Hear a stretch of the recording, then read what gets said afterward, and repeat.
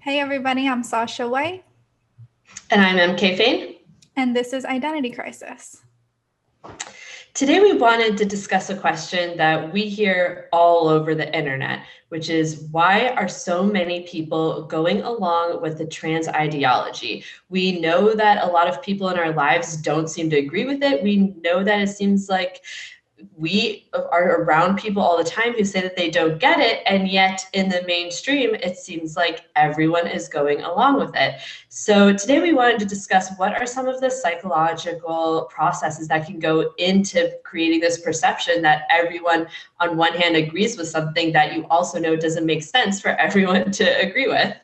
Right. It's kind of my favorite analogy here is the emperor's new clothes, which I think I've mentioned before on our podcast. But, it does tend to feel like people are praising the emperor's new clothes when they are saying things like, just throw out this example, Elliot Page was always a man. Okay, that's an example of where you start to feel like maybe you're the only one having this perception of reality, but you're not. And it is very confusing as to why people are promoting it so strongly.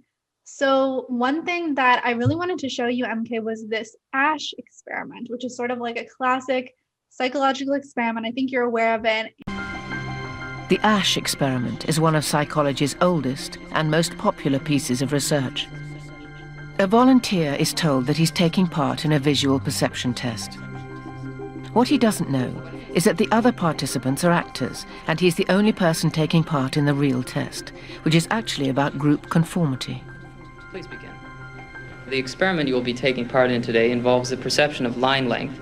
Your task will be simply to look at the line here on the left and indicate which of the three lines on the right is equal to it in length. So, for example, if you the actors have been told to match the wrong lines. The volunteer will be monitored to see if he gives the correct answer or if he goes along with the opinion of the group and gives the wrong answer. In the first test, the correct answer is 2. 1. 1. 1.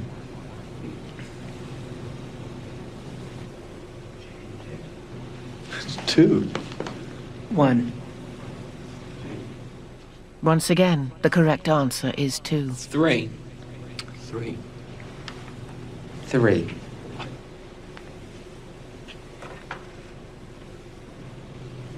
3. 3. The Asch experiment has been repeated many times, and the results have been supported again and again. So, MK, what was your first reaction when you saw it or when you revisited it for this podcast? I mean, it's so hard to watch that and not just think, oh my God, it's trans women are women. Like, it is exactly the same thing. But that's what I thought. I think I recently saw this a week ago, and then I learned about it in psychology class. But this time when I just watched it with you, something that stood out at me was how the first time the participant said the correct answer, and then he aligned himself with the group going forward. But the thing that most stood out to me is that happened without any feedback from the group. There was no negative consequence to him doing that. Absolutely none. He didn't even get like a dirty look from anyone from what we could see in the video clip. There was no negative feedback for him not being aligned with the group. And yet he still conformed the very next time. And that part was so interesting to me because I usually think of this as something where, people conform because they're scared of the negative consequences. There were no negative consequences. He totally just conformed anyways. That is a great point. It's really this strong psychological pull where we feel the need to conform. And I was also just so struck by his expression the first time when he gave that answer, because he was like incredulous. He was like, number one, don't you guys see it? Like he was so he was so nervous, to be honest. And I don't blame him. That is the human nature. That's what it's showing, right? Mm-hmm. It almost seemed like he was trying to figure out what he had gotten wrong. Like, maybe I'm doing the question backwards. Maybe they actually said shortest. And you can see him kind of trying to do that math to figure it out, but then ultimately he can't figure it out because he was correct. But he just assumes that he must have been wrong. Yeah, and I think it was maybe in a different version of this video where one of the researchers said, or commentators said, we often think others know better than us. And it's like, yeah, we always think that. I mean, it's not just laziness, but sometimes it's intellectual laziness where we're like, oh, they know better than us. And I see that happening with people denying like sex differences between men and women, because the average person who defends, like, let's say the ACLU or something where they're denying sex differences, they could not actually tell you why they think that. Like, they might link you to this one Scientific American article that everyone always links to, but they wouldn't actually know why. That they wouldn't be able to really make the strong case for that, whether it's true or not. So, I've seen another version of this video as well that places it in a more life and death context in order to see if this changes things. And they had a woman sitting in a room that is filling with smoke. She's in like a waiting room for the study. And there are these other participants who are the Confederates to the experimenters sitting with her.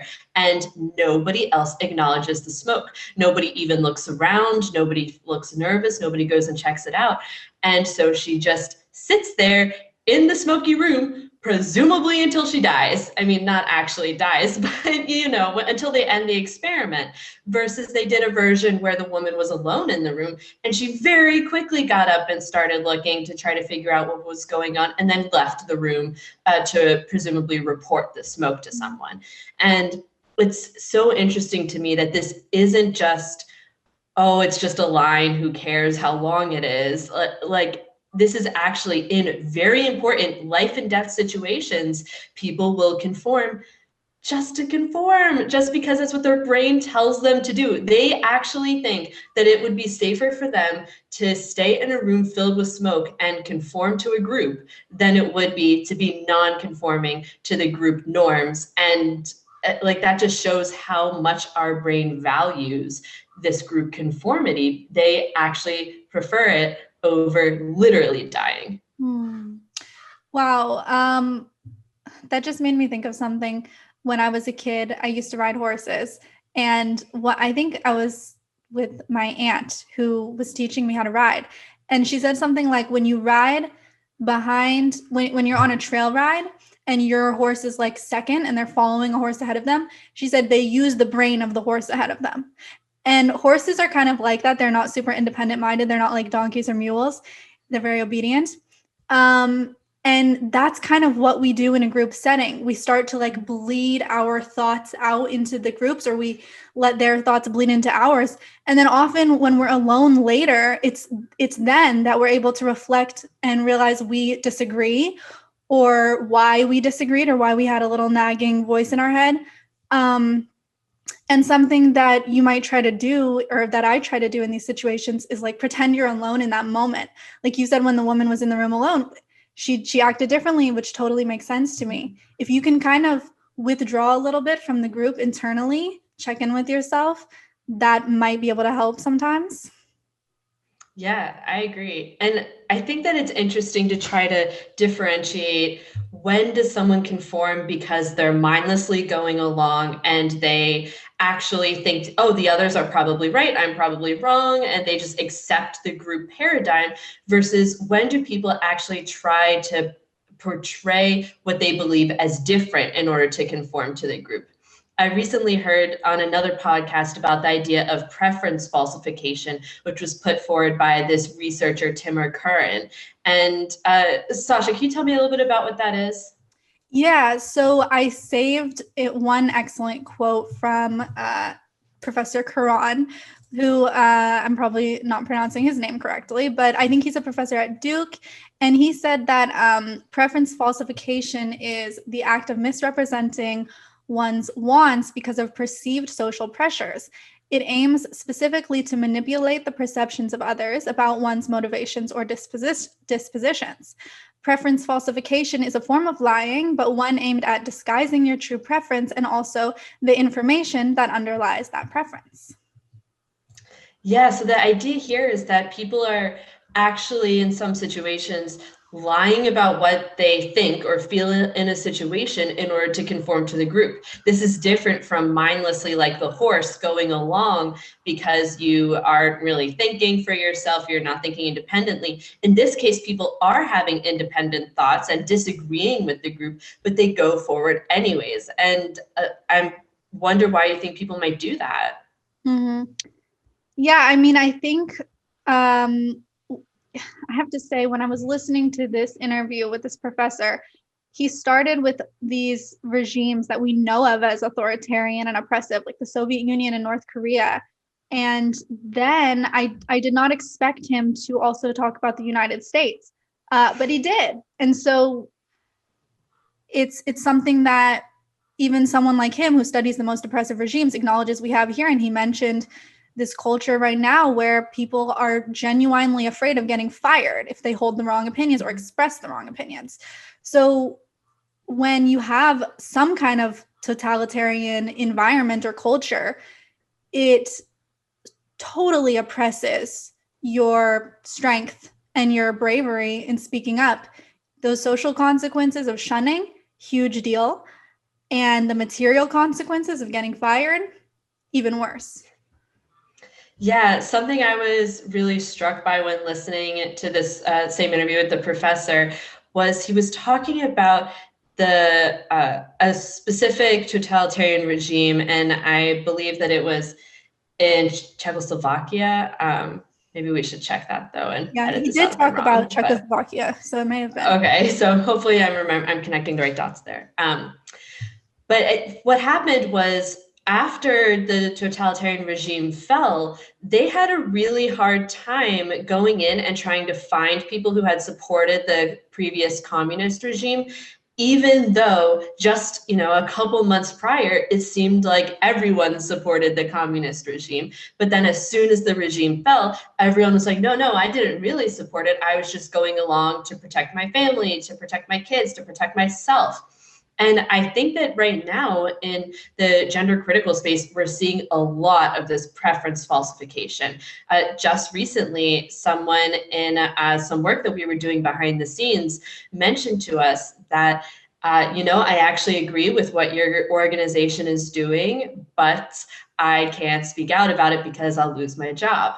And this was an organization that had actually publicly denounced Wolf, the organization I was working with. And yet a leader at that organization was privately telling us that they agree with us. And this happens multiple times. When I was kicked off volunteering from an organization, a women's org, the executive director told me that she agreed with me, but that she would not go publicly in favor of my stance because she would get fired and they would lose their funding. So I think that we're seeing sort of this combination of people mindlessly going along to conform because that's what their brain naturally does. But then when they do get alone and do think about it and do come to their own conclusion, they still won't speak out because then they have this preference falsification because they're terrified of what will happen if they do. Mm-hmm. Yeah, and it's dark, but it makes me think of one kind of preference falsification that we're seeing, which is gay and lesbian youngsters mostly who are being socially coerced into denying their true sexual orientation. For example, lesbians, you've got to say that you include trans women in your sexuality, otherwise you will be absolutely lambasted as being transphobic. And, just to illustrate this with a brief anecdote, I interviewed a 15-year-old girl on my podcast, and she is a lesbian, and she talked about, she's 16 now. She talked about how, first she said it's not cool to be a lesbian anymore, which is quite heartbreaking because we like to think we've made strides there. And she also talked about how she said there are certain dog whistles that will get you called a Nazi. And I said, what's an example of a dog whistle that around sexual orientation? And she said, like saying that lesbians only like female bodies. And then when I posted a clip of that on Twitter, guess what? I got a comment. Oh, that's because you guys are Nazis. Basically, they were just calling us Nazis for saying that. This stuff is really strong. And I don't know what to do for these teens who are being forced to falsify their preferences like this socially. Yeah.